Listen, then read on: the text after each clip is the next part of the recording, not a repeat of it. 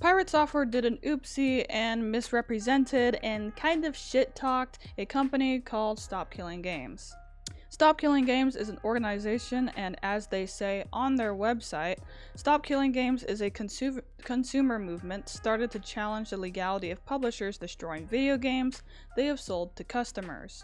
Now, basically, you know how Blizzard Entertainment can just yoink your access away from a game for no or little reason? Stop Killing Games wants that to end. They would also like multiplayer games to have an end-of-life plan, so that, you know, they just don't stop working when they take the servers offline and they stop working on the games. That's at least a few of the things that Stop Killing Games wants to do, and that's kind of the gist of what the organization is about. Now, Pirate Software on a stream watched a YouTube video made by them. I think it was by Ross, which is Stop Killing Games is like CEO, leader basically. Pirate Software somehow got the notion that Stop Killing Games wanted the developers of multiplayer online games to turn those multiplayer games into single-player games, which would be like an impossible ask of the developers, and Pirate Software is right to criticize Stop Killing Games if they wanted, if that's what Stop Killing Games even wanted in the first place, which they don't. That's not something that they've asked for at all. Nobody knows where Pirate Software got that information from or got out of the video. Now, it wasn't a big deal when he did this on stream, but 10 months ago he made a YouTube video about it in which he doubled down on his misinformation.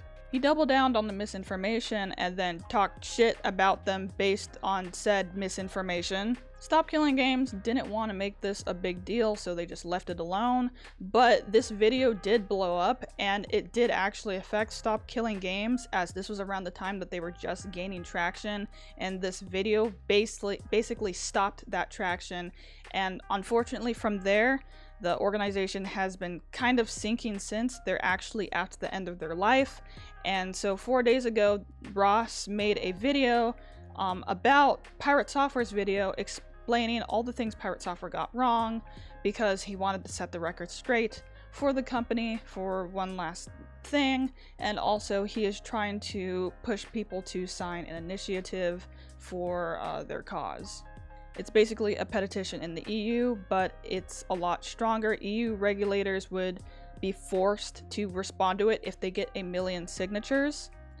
But essentially everybody's upset with Pirate Software now, because right now Pirate Software was doubling down on the misinformation and not apologizing about grossly misrepresenting this organization. And yeah, that's kind of why everybody's upset at him right now.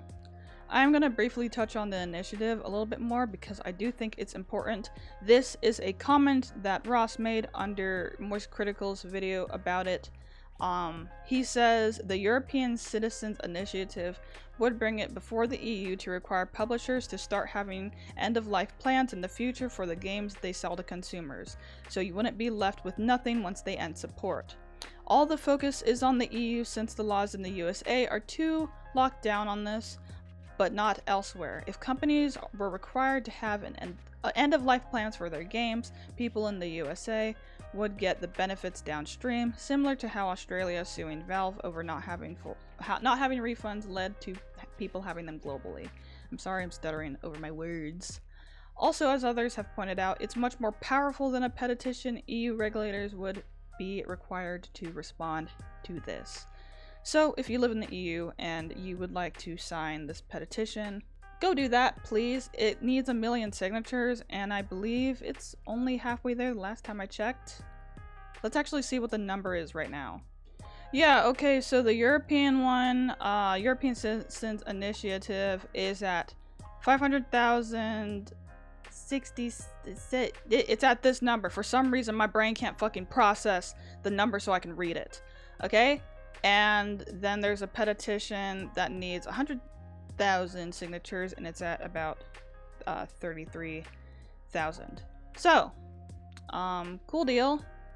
That's the bare bones of the situation. If you want to see more about it, please go check out Ross's video. I'll put it down in the description below. If you liked this video and thought it was informative, give a like and subscribe to the channel. I'm going to be doing more of this, I think. Yeah.